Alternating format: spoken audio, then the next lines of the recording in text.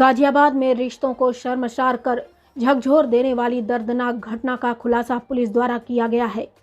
गाजियाबाद के थाना टीला मोड़ इलाके में बीती 12 तारीख को 4 वर्षीय मासूम का शव मिलने से हड़कंप मच गया था, जिसके बाद पुलिस ने जब अपनी पड़ताल शुरू की तो पता चला कि 4 वर्षीय मासूम, जिसका पालन पोषण उसको गोद लेने वाले अजय भाटी द्वारा किया जा रहा था।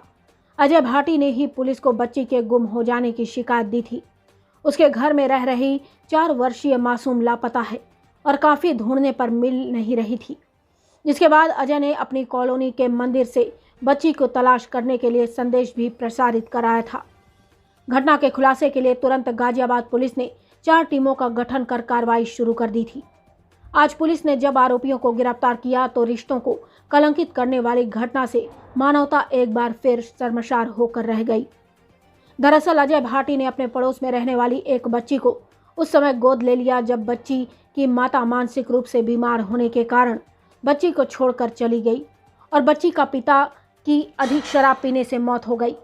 इसके बाद बच्ची की जिम्मेदारी अजय भाटी ने अपने ऊपर लेते हुए उसको अपने घर में रखना शुरू कर दिया। लगभग 1.5 महीने ही बीता था, अजय भाटी की नीयत बच्ची के ऊपर खराब होने लगी और बच्ची के ऊपर अत्याचार आम का सिलसिला शुरू हो गया।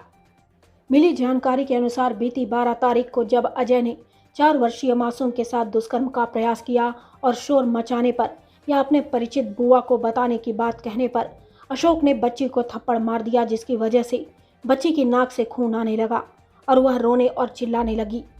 तब अजय ने उसे चुप कराने की नीयत से उसके साथ मारपीट की, जिसमें बच्ची की जान चली गई। डर के कारण अजय ने शव को रात भर अपने घर में ही छुपा कर रखा और उसके बाद देर रात करीब 2:30 बजे अपने साथी नीरज के साथ स्कूटी की मदद से बच्ची के शव को पास के जंगलों में ठिकाने लगा दिया। 4 साल की बच्ची का शव मिला था, क्या उसकी हत्या का कारण था, किसने हत्या की और क्या खुलासा हुआ? देखिए, दिनांक 12 मार्च को एक 4 वर्ष की बच्ची का डेड बॉडी मिली थी।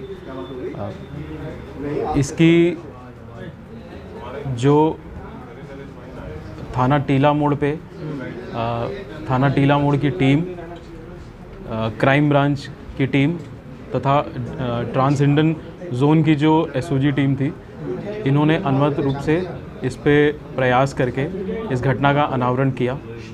इस घटना के अनावरण से ये प्रकाश में आया कि अजय भाटी, जिसने इस बच्ची को गोद लिया था, उसने इस बच्ची के साथ दुष्कर्म करने के बाद इसकी हत्या कर दी तथा शव को घर में छुपा दिया था। उसके पश्चात इसने बच्ची के गायब होने का नाटक रचा।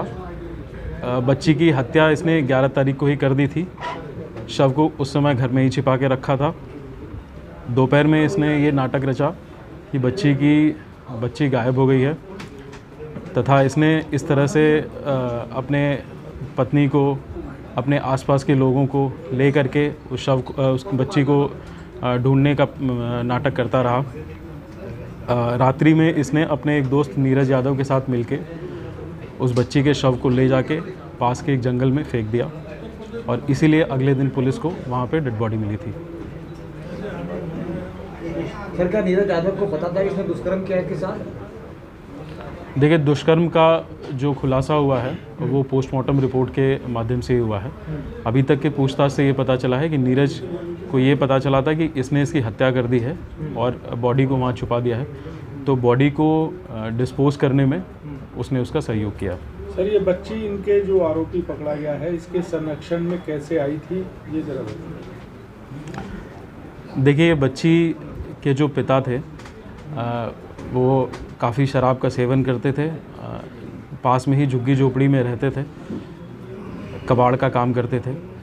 शराब के सेवन से ही इनकी मृत्यु 28 जनवरी को हो गई थी।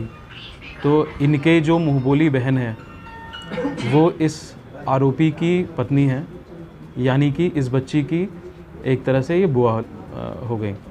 तो इन्होंने निर्णय लिया कि इस बच्ची को संरक्षण दिया जाएगा, इस बच्ची को अपने घर में रखा जाएगा। तो वो 28 जनवरी के बाद से इनके पास वो बच्ची रही।